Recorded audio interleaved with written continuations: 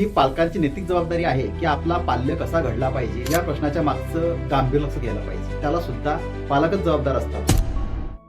Sir, आजकाल आई वडिलांवरती प्रेम कमी होत चाललंय का? आणि वृद्धाश्रम हे वाढत चाललं आहे का? वृद्धाश्रम वाढत आहेत का आणि आईवडिलांवरलं प्रेम कमी होत आहे का, जितका हा प्रश्न इम्पॉर्टंट आहे त्यापेक्षाही या प्रश्नाच्या मागचं गांभीर्य लक्ष घ्यायला पाहिजे.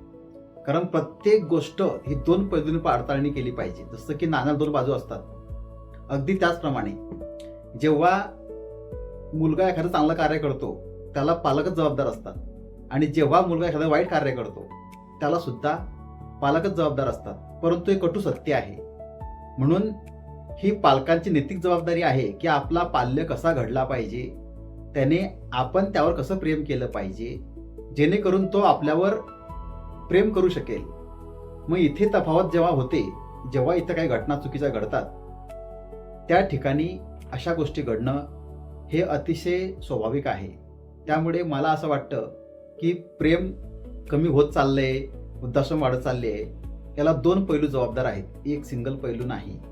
तर माझं पालकांना हेच म्हणणं आहे की तुम्ही पालक आहात, तुम्ही रूट्स आहात, आणि तुमची मुले ही फ्रूट्स आहेत. जर तुम्हाला रसाळ आणि गोड फळे हवे असतील तर तुम्ही तुमच्या रूटवर काम करणं गरजेचं आहे. धन्यवाद.